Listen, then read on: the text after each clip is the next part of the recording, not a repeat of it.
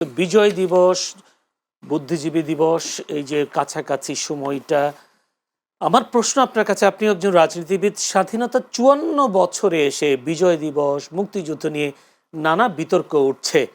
জাতি হিসেবে আমরা নিজেরা যে এখন গর্ববোধ করতাম যে স্বাধীন জাতি হিসেবে, কিন্তু এসব বিতর্ক আমরা নিজেরা নিজেদেরকে ছোট করছি কিনা, বা বিজয় বিতর্কগুলোকে আসলে সামনে নিয়ে এসে আমরা আসলে কি করছি আসলে? ধন্যবাদ আপনাকে। আসলে দেখেন, ইতিহাস যে বিকৃতি, এই ইতিহাস বিকৃতি কিন্তু আজকে হচ্ছে বা কালকে হচ্ছে বিষয়টা এমন নয়। ইতিহাস বিকৃতি স্বাধীনতার পর থেকে এই ৫৪ বছরে যে দল যখনই ক্ষমতায় আসছে তারা কিন্তু তাদের মতো করেই করেছে। যে দল যখনই পাওয়ারে পাওয়ারে বসছে তারা কিন্তু তাদের মতো করে ইতিহাসটাকে রচনা করেছে। এই যে ইতিহাস বিকৃতির একটা সিলসিলা, এই সিলসিলা থেকে বাংলাদেশের প্রতিষ্ঠিত কোনো রাজনৈতিক দল বাইরে নেই। প্রত্যেকটা দল, যেমন আমি ছোটবেলায় কোনো এক সময় পড়েছি বাংলাদেশকে প্রথম স্বাধীন রাষ্ট্র হিসেবে স্বীকৃতি দেয় ভুটান। আবার তার কিছু দিন পর বা কয়েক বছর পরে আবার ওই একই বইয়ে দেখলাম যে সেটা হয়ে গেল ভারত। এই যে নানা সময়ে নানা, ধরেন যে আপনার পরিবেশে ইতিহাস বিকৃতির যে চর্চা, এই চর্চা তো প্রত্যেকটা রাজনৈতিক দলেই করেছে, কোনো দল কি বাদ আছে? নাই। এবার আসেন আমাদের এই যে জামাতের সেক্রেটারি জেনারেল যে বক্তব্যটা গতকালকে দিয়েছেন, বিস্তর আলোচনা এটা নিয়ে ইতিমধ্যে হচ্ছে। জামাতের সেক্রেটারি জেনারেল মিয়া গোলাম পরওয়ারের এই বক্তব্যের সাথে কিছুটা আমি একমত, আবার কিছুটা আমার দ্বিমত রয়েছে। যেমন ধরেন, ১৯৭১ সালে মহান মুক্তিযুদ্ধে ভারত আমাদের সহযোগিতা করে নাই, এটা সত্য নয়, এটা সত্য নয়, এটা মিথ্যা কথা। তবে ভারত বাংলাদেশকে স্বাধীন করার উদ্দেশ্যে, মানে বাংলাদেশকে স্বাধীন সার্বভৌম দেশ হিসাবে বিশ্ব দরবারে মাথা উঁচু করে দাঁড়াক, এই জন্য সাহায্য করেছে, সহযোগিতা করেছে, আমাদের পাশে এসে দাঁড়িয়েছে, এটা সত্য নয়, এটাও মিথ্যা। মানে ভারত চেয়েছিল যে বাংলাদেশ পশ্চিম পাকিস্তান থেকে কাট অফ হয়ে যাক, মানে আলাদা হয়ে যাক। কিন্তু বাংলাদেশ একটি স্বাধীন সার্বভৌম দেশ হিসেবে প্রতিষ্ঠিত হোক, বিশ্ব দরবারে মাথা উঁচু করে দাঁড়াক, গর্বের সহিত দাঁড়াক, এটা আবার ইন্ডিয়া চাই নাই। ইন্ডিয়া চেয়েছে কি, যে শুধুমাত্র এই যে আমাদের নারের যে টানটা আছে না, মানে এই যে পূর্ব পাকিস্তান পশ্চিম পাকিস্তান মাঝখানে ১৫০০ কিলোমিটার, জাস্ট এই ১৫০০ কিলোমিটারটাকে কাট অফ, যে তোমরা আলাদা ওরা আলাদা। সেখানে একটু বলি, এটা ক্লিয়ার না করলে ভাই ভুল ইনফরমেশন যাবে।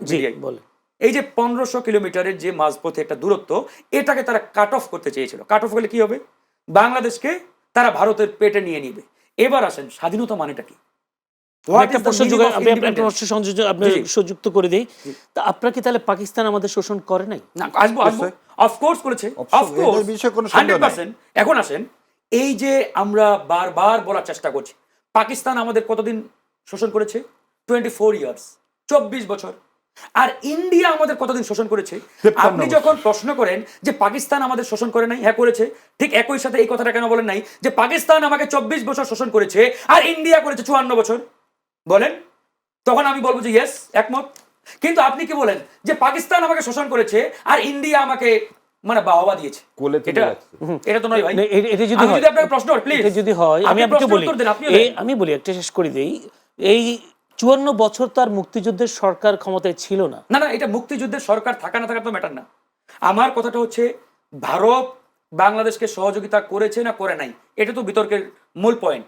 আমি তো এই জন্য এই পয়েন্টে আমি আলোচনাটা করলাম যে ভারত আমাদের সহযোগিতা করেছে, আমি অস্বীকার করব না, ইতিহাস এটাই সত্য, সহযোগিতা করেছে। তবে ভারত মন থেকে কখনোই চায় নাই যে বাংলাদেশ একটা স্বাধীন সার্বভৌম দেশ হিসাবে বিশ্ব দরবারে বা বিশ্ব মানচিত্রে জায়গা করে নিক, এটা চাই নাই। আমি চ্যালেঞ্জ করতে পারি যে কোনো সময়, কেন চাই না? এই যে দেখেন, তারা চেয়েছে যে বাংলাদেশ পশ্চিম পাকিস্তান থেকে কাট অফ হয়ে আলাদা হোক, আলাদা হয়ে তারা ভারতের পেটেই থাকুক। এই যে দেখেন, 24 বছরেই পশ্চিম পাকিস্তান পূর্ব পাকিস্তানের কয়েকজনকে হত্যা করেছে। কিংবা আমি যদি ১৯৭১ থেকে ২০২৫ সাল বলি, এই ৫৪ বছরে পাকিস্তান কি আমাদের কোনো মানুষকে হত্যা করেছে? করে নাই। ইন্ডিয়া কতজন আমাদের বর্ডারে আমাদের মানুষ হত্যা করেছে? এখন আপনি প্রশ্ন করতে পারেন, ভাই পাকিস্তানের সাথে তো আমাদের বর্ডার নাই, কেমনে করবে? ফাইন, আমাদের বর্ডার কি শুধুমাত্র ইন্ডিয়ার সাথে আর কারোর সাথে নাই? মায়ানমারের সাথে আছে। মায়ানমার আমাদের কয়জনকে মারছে? প্রশ্ন জাগে না ভাই? মায়ানমারের সাথে আমাদের বর্ডার আছে তো নাকি? মিয়ানমার থেকে চোরা কারবারি করতে হয় না। মিয়ানমার তো আর যাই হোক ফেলানির কাজটা করেনি। আপনি ফেলানিটা দেখেন, কতজন করছে? না না, কতজন না, ফেলানির মতো যে কাজটা আপনি একটা দিন দেখেন, ওটা আমি আসবো। ফেলানির মতো তো ধরুন যে মানে গুলি করে পাখির মতো হত্যা করে ওই যে কাটাতারে ঘন্টার পরে ঘন্টা ঝুলাই রাখেন 15 বছরের কিশোরীকে। তো এরকম ঘটনা অনেক আছে। হ্যাঁ, আমরা যদি ইতিহাসের পাতা উল্টাই, ইতিহাস কিন্তু ভাই পরতে পরতে ছড়িয়ে ছিটিয়ে এভাবে রয়েছে।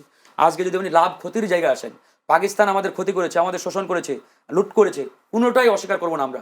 কিন্তু পাকিস্তান 24 বছরে যা করেছে, ইন্ডিয়া ওই 1971-এর পরে 3 বছরে তার থেকে কয়েক গুণ বেশি করেছে, 3 বছরে। আর এই 54 বছরের ইতিহাস নিয়ে যদি আপনি বসতে যান, তাহলে ওই ইতিহাসের পাতা শেষ হয়ে যাবে। আপনি ওই জায়গায় পারবেন না তো। 57 জন আর্মি অফিসারকে, এটাই তো বললাম। ইন্ডিয়া আমার দেশে একটা স্বাধীন দেশে, এটা তো ইন্ডিয়া 2000 এটা করলো কিভাবে এটা তো 2009 সালে? 9 সালের ঘটনা ভাই। আমি 1971 থেকে আপনি 73 সালের কথা বলছি।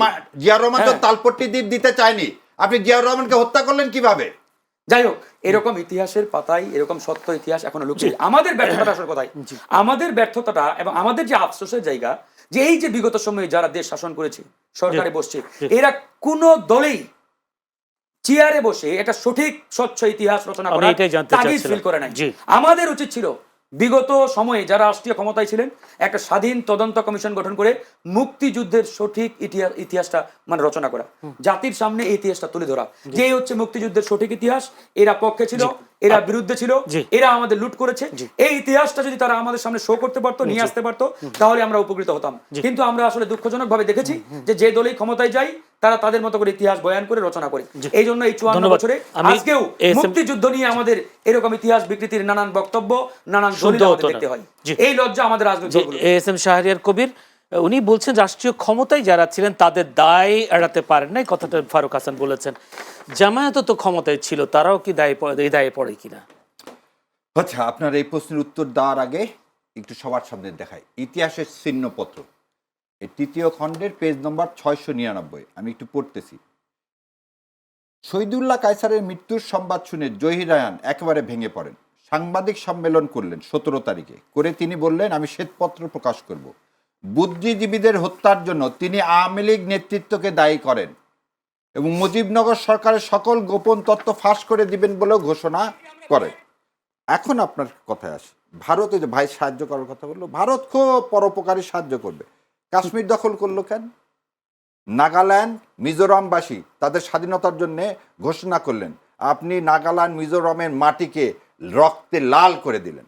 আপনি হায়দ্রাবাদকে জোরপূর্বক কি করলেন? ভারতের মধ্যে নিয়ে নিলেন। সিকিমকে নিলেন, গোয়াকে নিলেন, 12টা প্রিন্সেস স্টেটকে নিলেন। হঠাৎ আপনার এত ভালোবাসা হয়ে গেল কেন বাংলাদেশকে আপনি স্বাধীন করার জন্যে? আচ্ছা, বুঝলাম 16 তারিখে যখন পাকিস্তান সেনারা আত্মসমর্পণ করলেন, আমার তো মুক্তিযোদ্ধারা ছিল, তাদের হাতে তো অস্ত্র ছিল। আপনি প্রতিটা ডিস্ট্রিক্ট, জেলা, ইউনিয়ন পরিষদে কেন ইন্ডিয়ান সেনাবাহিনী পাঠালেন এবং সমস্ত অ্যাডমিনিস্ট্রেশন দখল করে নিলেন, ইনক্লুডিং আমাদের সেক্রেটারিয়েট? ভাই, সত্যকে সত্য মানতে হবে। ভারত চেয়েছিল হায়দ্রাবাদের মতো, কিন্তু ভারত সেটা পেরে ওঠেনি, কারণ আমরা সেটা করে উঠতে দিইনি। সেই জন্যেই 22,000 যে জাসদ কর্মী, মানে সেটা এই দেশেরই সোনার বাংলা সন্তানেরা। মেজর জলিলরা তো এই ভারতে আধিপত্যবাদের বিরুদ্ধে কথা বলছে বলেই ইন্ডিয়া তো পারেনি আমাদেরকে সিকিম বানাতে। আর আপনার কথা এখন আসি, জামাতে ইসলাম বিএনপির সাথে 5 বছরে 2টা মন্ত্রিত্ব ছিল। তার চেয়ে বড় একটা সত্য কথা শোনে, রাইট ইজ ব্লক 91-96-তে ছিল না? আমরা তো সমর্থন দিচ্ছি, কোনো মন্ত্রিত্ব তো ছিল না, কোনো এমপিও নেওয়া হয়নি, কিছু নেওয়া হয়নি। রাইট ইজ ব্লকে আপনি আবার যাদেরকে রাইট ইজ বলতেছেন, এই রাইট ইজ ব্লকের থিঙ্ক ট্যাঙ্ক বাংলাদেশে একটা বলেন তো? গত 54 বছরে একটা থিঙ্ক ট্যাঙ্ক করতে দেয় না। যেমন সিপিডি, আপনি দেখেন সিপিডি কি দেবব্রতরা করে ফেলে দিছে, ওখানে ডানপন্থী কেউ আছে না। আপনি দুর্নীতির বিষয়ে কি আছে? আপনি যতগুলো থিঙ্ক ট্যাঙ্ক, শাহরিয়ার কবির থেকে শুরু করে মুনতাসির মাউন্ট, আমাদের এটা হচ্ছে আমাদের ব্যর্থতা। এটা আমি বলবো না যে বাংলাদেশ জামাতে ইসলামের ব্যর্থতা, এটা বিএনপির ব্যর্থতা, যে আমরা থিঙ্ক ট্যাঙ্ক করে আজ পর্যন্ত সঠিক ইতিহাস মানুষের গোড় দরায় পৌঁছায় দিতে পারিনি, যেটা সবার কাছে গ্রহণযোগ্য হবে। এই জন্যেই 17 বছর শেখ হাসিনা এই খেলা খেলছে, 5 বছর শেখ মুজিব খেলছে। কখনোই যুদ্ধ অপরাধীদের সঠিক বিচার করলেন না, কখনো বুদ্ধিজীবীদের সঠিক বিচার করলেন না, কখনো আমাদের মুক্তিযোদ্ধাদের কন্ট্রিবিউশন। আপনাকে এটা কথা বলি, মেজর জলিলকে আপনি কেন কোনো খেতাব দিলেন না? মেজর জলিল একটা সেক্টর কমান্ডার, তিনি, আপনি কর্নেল তাহেরের কথা ধরেন, তাদেরকে কেন আপনি পুরস্কার দিলেন না? জাসদ করায় কি অন্যায় ছিল? তাহলে এই প্রশ্নগুলো যদি উত্তর খুঁজতে যান, তাহলে এই উত্তর পেয়ে যাবেন। এদেশে যারা এদেশের মাটি মানুষকে ভালোবাসে, যারা ভারতের আধিপত্যবাদের বিরোধিতা করে, তাদেরই হবে কি, তারা কোনো খেতাব পাবে না, তাদেরই হাদির মতো অবস্থায় পরিণত হতে হবে। আমি একটা প্রশ্ন করে, হয়তো আমরা হাতে সময় একদম নাই। আপনি আনিস আলমগীরের কথা বলছিলেন, আনিস আলমগীর আপনি বলছিলেন যে ভারতীয় আধিপত্যবাদের বিষয়টা তারা প্রতিষ্ঠা করবার চেষ্টা করছে।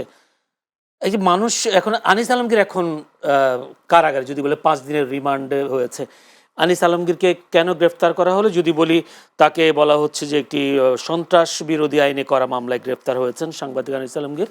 তিনি 5 দিনের রিমান্ডে গেছেন, তিনি আজকে কারাগারে উঠে আবার অঝরে কেঁদেছেন, এরকম একটি নিউজও হয়েছে।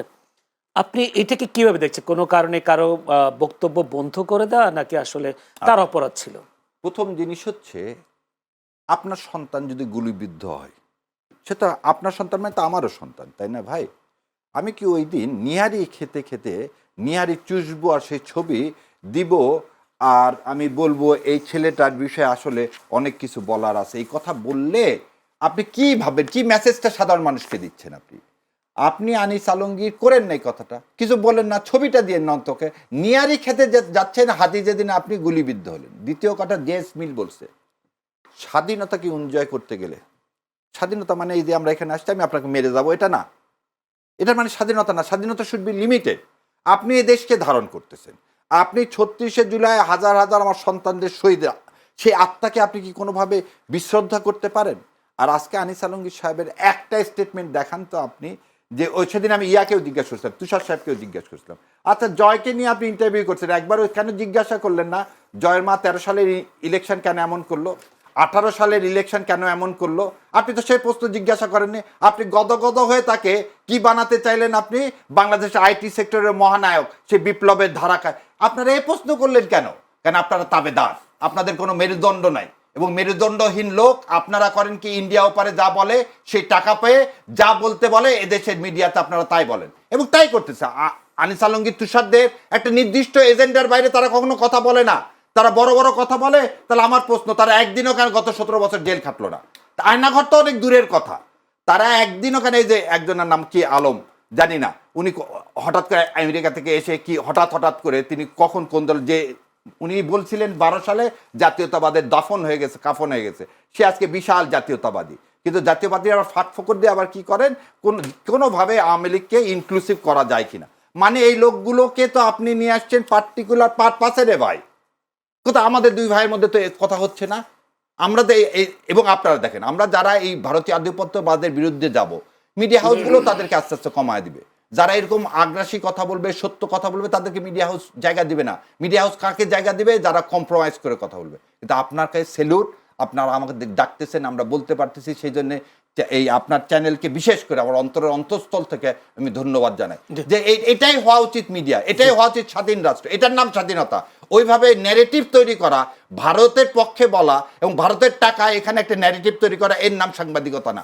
ধন্যবাদ, অসংখ্য ধন্যবাদ। দর্শক, আমাদের হাতে একেবারে সময় নেই, আমরা শেষ করতে চাই আজকের এই অনুষ্ঠান। 30 সেকেন্ড। 30 সেকেন্ড। মানে ওই যে বুদ্ধিজীবীর কথা যেহেতু আসছে, আসলে বিএনপির যারা বুদ্ধিজীবী, এখন ভাই একটা বিশেষ ব্যক্তির নাম বলছে তো এই জন্য মনে পড়লো। আসলে আমাদের মানে দুঃখটা কথা জানেন, বিএনপির এখন যারা থিঙ্ক ট্যাঙ্ক বা বুদ্ধিজীবী আমরা যাদেরকে বলি বা চিনি মিডিয়াতে, এরা প্রত্যেকে ভাড়াটিয়া। বিএনপির দুঃখটা এই জায়গায় যে বিএনপি একটা সলিড বুদ্ধিজীবী প্যানেল আজ পর্যন্ত তৈরি করতে পারে নাই। এই ভাড়াটিয়া বুদ্ধিজীবীদের দিয়ে আসলে কতটুকু তারা সাকসেস হবে সেটা ভবিষ্যৎ বলে দেবে। জাস্ট এতটুকু আপনার চ্যানেলের মাধ্যমে বলে দিয়ে গেলাম।